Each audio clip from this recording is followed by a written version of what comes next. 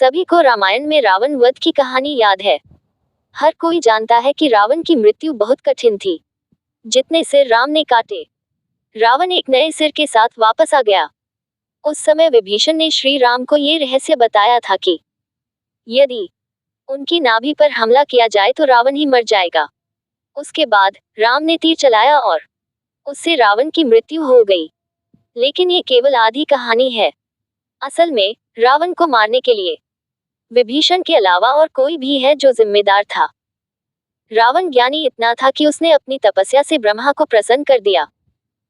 जब ब्रह्मा प्रकट हुए तो उन्होंने रावण को महानतम कहा। रावण ने ब्रह्मा से लेकर अमरता तक का श्रृंगार किया, लेकिन ब्रह्मा ने कहा कि वे ऐसा नहीं कर सकते। ब्रह्मा जी ने कहा, मुझे ऐसा आशीर्वाद नहीं मिल सकता, लेकिन मैं एक तीरंदाज हूँ। केवल इसी तरह तीर से तारांकित मृत्यु हो सकती है। रावण ने ये तीर अपने महल में सिंहासन के बगल की दीवार में चुनवा दिया। जब भी वह अपने सिंहासन पर बैठते थे तो उन्हें पता चलता था कि तीर कहाँ है। रावण के अलावा सिर्फ उनकी पत्नी मंदोदरी ही इस भेद को जानती थी। जब युद्ध का समय आया और श्री राम रावण को नहीं मार सके, तो विभीषण ने उसे बताया कि रावण की नाभि में अमृत है, जिसे केवल ब्रह्मा द्वारा दिए गए बाण से ही भेदा जा सकता है। विभीषण इस रहस्य को जानता था, लेकिन वह नहीं जानता था कि तीर कहाँ था।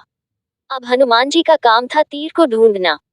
हनुमान जी ने ज्योतिष का रूप धारण किया और रावण के महल के पास घूमने लगे।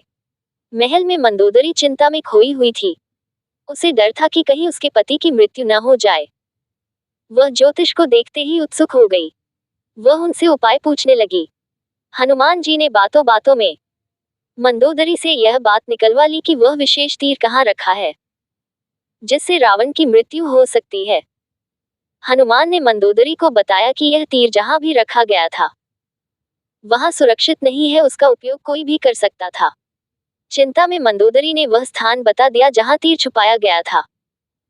तीर के मिलते ही उसे हनुमान राम के पास ले गए, जिससे राम ने रावण का वध कर दिया।